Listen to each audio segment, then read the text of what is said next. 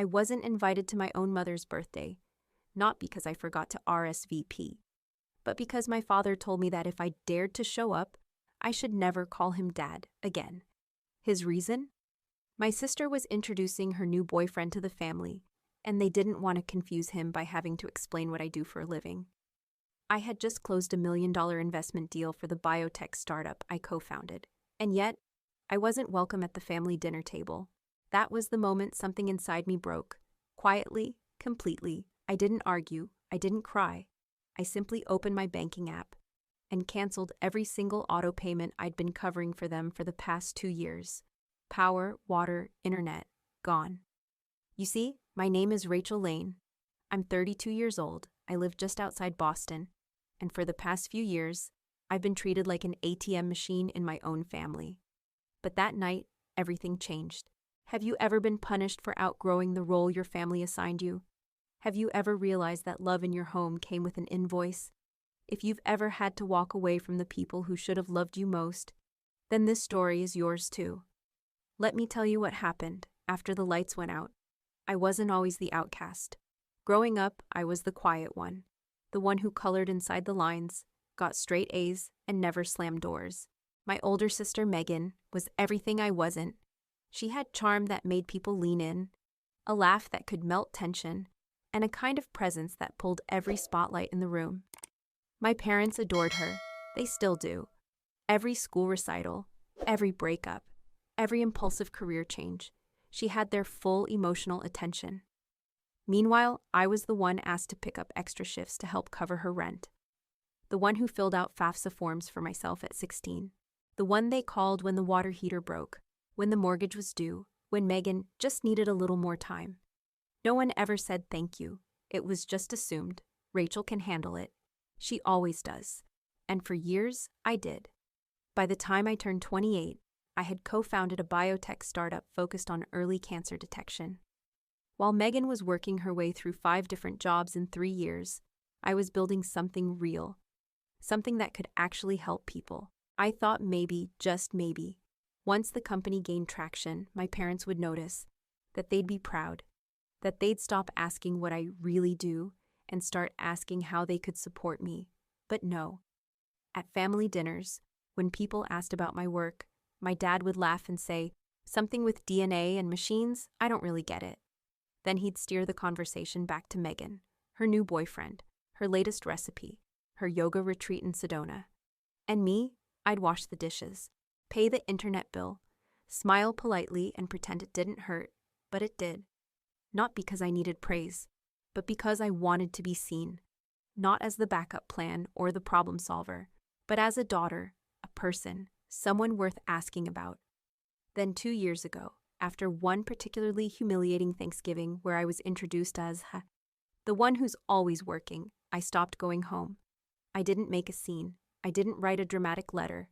I just faded out, but I kept paying the bills. $6,000 a month like clockwork. Electricity, water, cable, internet. Megan's car insurance, my father's medications, my mother's weekly flower subscription. Even the housekeeper they claimed was just once a month but billed every Friday. I didn't do it to win them back. I did it because I thought maybe, just maybe, being consistent would eventually earn me the one thing I truly wanted, to matter. But the phone call last week changed everything. When my father told me not to come to my mother's birthday, not because of anything I did, but because I might make Megan's new boyfriend uncomfortable, I realized something awful. I had never mattered to them. Not unless I was useful, not unless I was invisible. And maybe, just maybe, it was time I stopped trying to earn a place in a family that never left room for me. That's when I decided I wasn't going to be their silent savior anymore. And that decision, it would lead to a moment so perfectly ironic, so poetically brutal, they'd never forget it. Especially Megan. The first thing I did was log into my online banking. I stared at the list of scheduled transfers, utility payments, cell phone plans, streaming services, the weekly cleaning bill marked under Megan's care, all tied to my accounts, all under my name. I selected Cancel All. And just like that, the financial umbilical cord I had kept alive for years was gone. At first, it felt small, quiet, like erasing pencil marks off a page. But a few hours later, I began to feel something I hadn't felt in years: freedom. And then came the silence. No calls, no text. I suppose they hadn't noticed yet. Then the day of my mother's birthday arrived. I didn't call, I didn't send flowers, I didn't post a single thing. Instead, I took myself to a tiny bistro downtown, ordered the chef's tasting menu, and toasted to the quiet. But by 8:13 p.m., my phone started lighting up like a Christmas tree. Megan. Internet's down. Can you call and fix it? Mom. The power's out. We have guests here. Dad. TV isn't working. What's going on with the cable bill? There were no greetings. No, hey, how are you? Just problems, forwarded straight to me. I watched the messages pile up. My stomach turned, not from guilt, but from clarity. This wasn't love, it was logistics. I was a support beam, not a sister, not a daughter. Then came the kicker. A group text from Megan, my mom, and my dad. No one has heat. This is completely irresponsible. We have guests over. Fix this. 3 separate words in all caps. Not one of them asked why I had gone silent. Not one of them wondered if something had happened to me. They assumed I was still on call, still available, still the unpaid manager of their lives. I didn't respond. I powered down my phone, finished my wine, and walked home in the soft Boston snow. But the next morning, an email changed everything. It was from Human Resources. The subject line read, "Approval, Liam Prescott. Relocation request to Boston HQ." Liam Prescott, Megan's boyfriend, the one she had been raving about for weeks, the one she was so excited to introduce to the family. The reason I was uninvited to my own mother's birthday. I clicked the file. Effective next week, he would be joining our Boston office as the new director of finance, reporting directly to me. The email was signed off by my co-founder and CC'd to me as the final approver.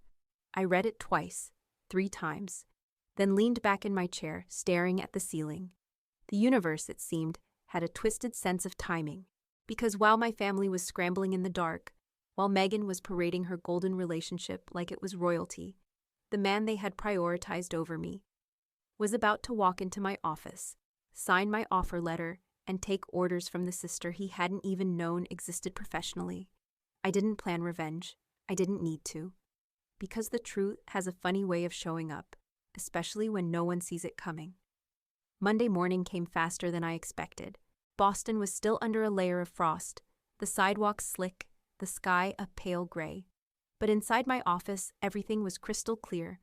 I arrived early. I always do. There's something sacred about being alone in the silence of a building before it breathes. I made myself a black coffee, opened my laptop, and reviewed the onboarding file one last time.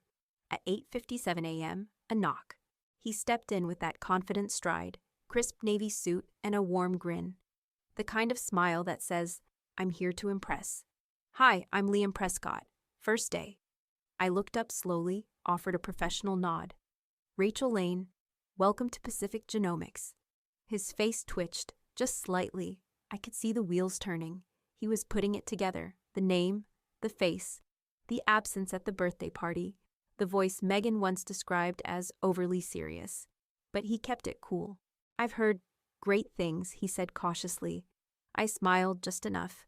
"Let's get you settled." The HR rep walked him through the basics, but every so often I caught him glancing at me, like someone trying to figure out whether they were in a dream or a trap. By noon, he had signed all the paperwork. By 3 p.m., he had an access badge and a stack of department reports. At 5:15, I found him standing by the elevator. "I had no idea," he said finally. I didn't pretend to misunderstand. "About?" he hesitated. That Rachel. Megan never mentioned your last name. Just said you were in startups." I held his gaze. "And yet, here we are." He exhaled. "This is unexpected." I nodded. "That tends to happen when you underestimate people." He didn't argue. Instead, he said quietly, "It's a pleasure to work with you." Then the elevator doors closed. That night, I lit a candle in my apartment. No music, no screens. Just me, a cup of mint tea, and a thunderstorm in the distance. I didn't feel vengeful. I didn't feel smug. I felt seen. For the first time in my life, someone from Megan's world had walked into mine and realized it was bigger, deeper, and far more complex than they'd ever imagined. But the real turning point came 2 days later. I was in a late meeting when my phone buzzed. Distant relative, Aunt Sharon. I let it ring, then called her back after the meeting ended. She sounded frantic. "Rachel, what's going on? Your parents are losing their minds. There's no internet, no heat. Your mother is in tears, and Megan's saying you're doing this on purpose." I stayed silent. "Rachel?" she asked gently. I took a deep breath. "I stopped paying for everything," I said. "Because Dad told me not to come to the party. Because I've spent years taking care of everyone while being treated like I don't exist." A pause. "Sweetheart, they're not coping well." "I'm not their coping mechanism," I said. There was a beat of silence, then voices in the background. She must have had me on speaker. And suddenly I heard Megan yelling, "She's punishing us. That's what this is. She's bitter and pathetic and just jealous because Liam?" "Because Liam what?" a male voice interrupted. It was Liam, clear as day. "She's not bitter," he said. "She's your sister, and she's my boss." The silence that followed was electric. "She's the reason I'm here," he added. "She approved my transfer. She runs the division. And frankly, she's the most competent leader I've ever met." More silence, then footsteps, a door closing. Aunt Sharon whispered, "Rachel, they had no idea." "I know," I said, and I hung up, because that moment wasn't for them. It was for me. The next morning, I walked into the office like I did every other day, calm, early, invisible to most, but not to Liam. He stood by the break room, waiting, coffee in hand. "I didn't mean to put you on the spot," he said, during that call. "You didn't," I replied. "They put themselves there." He nodded, taking a slow breath. "I ended things with Megan last night." I didn't flinch. I didn't ask why. Instead, I simply said, "I hope you did it for you." He looked surprised. I did, but also because I realized something. All this time, she's been telling me stories about you, how difficult you were, how cold, how distant. And yet here you are, running an entire company. You've never once mentioned her. I smiled slightly. There are better ways to spend my breath. He let out a short laugh, more a sigh of disbelief. "Your silence is strategic," he said. "No," I said. "It's survival." Later that afternoon, a new email pinged into my inbox. Subject: urgent. From Mom. I hovered over the message, tempted to delete it without reading. But curiosity won. The message was short. "Rachel, I don't know what's gotten into you, but your behavior is hurting this family. You embarrassed Megan. You embarrassed us. Your father and I are very disappointed. Please call me when you're ready to fix this." Mom, I stared at the word fix, as if I'd broken something, as if this entire unraveling hadn't been years in the making, as if holding them accountable was the same as lighting the house on fire. I didn't reply. That night, I received another message, this time from Megan. "Congrats, sis. You win. Hope it feels good to destroy your own family for a power trip." Still no mention of the money, no apology, not even a flicker of awareness, just blame. I didn't reply. But Liam did something I didn't expect. He sent me an email, not as a friend, not as a man who had just ended a relationship, but as a colleague. Subject: "Thank you, Rachel. I wanted to thank you for your professionalism. Despite everything happening outside this office, you've treated me with respect and clarity. I've learned more in 1 week under your leadership than in years elsewhere. I'm sorry for the assumptions I made about you. Sincerely, Liam Prescott." For the first time in a long time, I felt seen, not by family, but by someone who had once stood on their side and chose to see me anyway. The next week, I received a knock on my apartment door. It was my parents. My mother looked tired. My father looked defensive. They stood there holding a tin of cookies, like we were in a holiday movie instead of a reckoning. "We just want to talk," my mother said. I let them in. They sat, awkward and stiff on my couch, eyes darting around the room like they were looking for someone else to mediate. "I shouldn't have said what I said on the phone," my father finally muttered. I was upset, caught off guard. "Bart, Claire's not doing well," my mother added. using Megan's middle name the way she always did when trying to seem formal. She's been crying nonstop. She didn't expect Liam to just walk away. She expected me to clean it up, I said. Again. Silence. Then came the real reason for the visit. We're not here to beg, my father said. But things have been tight lately, and if you could just help a little, maybe $2,000 a month. For what? I asked. Groceries, bills, Megan's therapy, the usual. I leaned back. I'll help, I said, but only under one condition. They leaned in. Megan contributes $1,000 a month, and you both sign a contract. When you pass, everything goes to me. The house, the insurance, the accounts, all of it. They stared at me like I'd grown horns. You want to take everything? My dad barked. No, I said. I want fairness. You've used me like a second wallet for years. If you want my support now, it comes with accountability. My mother looked wounded. My father stood. I can't believe you'd even suggest that. And I can't believe it took me this long to draw the line. They left without saying goodbye, and I didn't stop them, because that was the moment I realized. I wasn't afraid of losing them anymore. What I was afraid of was losing myself. I didn't hear from them for a week. No texts, no emails, no late-night guilt calls, just silence. And instead of panic, I felt peace. I woke up every morning with a little more breath in my lungs. The apartment felt lighter. My body moved freer. It was strange, how quiet the world becomes when you stop carrying other people's noise. Then came a voicemail from Megan. Her voice was thin, like paper trying not to tear. I don't know what you said to Liam, but he won't even return my calls. He said some things about respect and integrity and family, things I'm pretty sure you put in his head. You've always wanted to ruin me, and now you have. I didn't respond. Because I hadn't ruined her. I had simply stopped saving her. But then she tried something else. Another message. This time more measured. I know you're his boss. Maybe if you just said something, told him I was sorry, you could fix this. You know how much he means to me. I stared at the screen, then typed back. Liam didn't leave you because of anything I said. He left you because of everything you refused to hear. She didn't reply. The next morning at work, Liam passed by my office with a simple nod. Respectful, steady. There was no awkwardness, only clarity. Two people who had walked through fire, each in their own way, and made it out with their dignity intact. But then my parents showed up again, this time with paperwork, a printed document, half apology, half negotiation. We'll agree, my father said stiffly, sliding the papers across my table. But only because we need help. This isn't easy for us. I read the document. They had added their signatures to a version of my condition. Everything in their estate, house, savings, retirement, would transfer to me when they passed.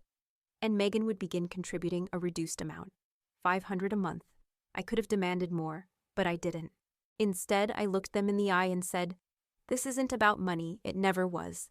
It's about respect, about boundaries, about finally seeing me as more than a problem solver." My mother's eyes welled up. She reached for my hand. "I'm sorry," she whispered. We didn't realize how far we'd gone." "I know," I said, "because you never asked how far I had to go to hold all of this together." They left quietly, and I knew, deep down, that the conversation wasn't closure. It was just an understanding, the kind that doesn't heal everything but stops the bleeding. That night, I sat alone in my apartment, scrolling through old photos. There was one of me at 17, high school graduation. Megan was in the center, holding flowers. I was off to the side, clutching a scholarship letter. No one had looked my way. I deleted the photo, then I changed my phone wallpaper. No more family photos. Just a quiet lake at sunrise, calm, strong, unbothered. The next morning, I walked into work and saw something taped to my door. A post-it note. 4 words, written in Liam's handwriting. "Silence isn't weakness, it's power." I smiled. Because he was right. In a world that tried to shrink me, that tried to measure my worth by my usefulness, that taught me love was earned through sacrifice and silence, I had finally learned the truth. Silence isn't absence. It's choice. It's protection. It's the sound of finally putting yourself first. And that choice had changed everything. It's been 3 months. 3 months since I canceled the auto payments. 3 months since Megan called me anything other than selfish. 3 months since my parents last tried to guilt me into love. And for the first time in my adult life, I sleep through the night. No more emergency texts. No more subtle jabs disguised as small talk. No more giving without acknowledgement. My days feel quiet now. And not the lonely kind of quiet, but the kind that feels earned. Like standing in your own home after everyone's finally gone and the walls can breathe again. I still see my parents occasionally. Brief coffee visits, safe topics, boundaries like bright orange lines on a highway.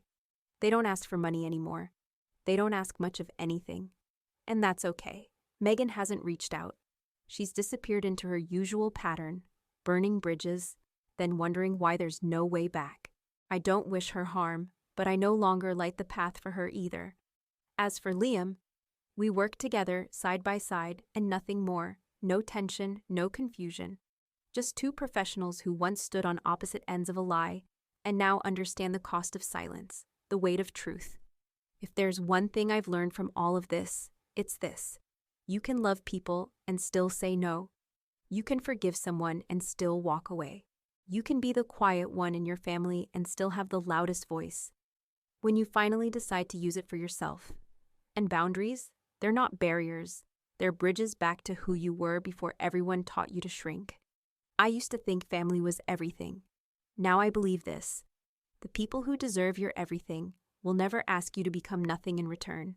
So if you're listening to this and you've been the quiet one, the dependable one, the peacemaker, the provider, the forgotten, let me say this to you because no one said it to me. You are not selfish for finally choosing yourself. You are not cruel for breaking a pattern that never served you. And you are not alone. You were just too strong for too long. And now, it's your turn to be seen. What did you think of Rachel's story? Have you ever had to set boundaries with people you love? Let me know in the comments where you're listening from. And if you've ever had to walk away from a toxic pattern, hit like, subscribe, and share this with someone who needs to hear. You can love others without losing yourself. And you deserve peace that doesn't require permission.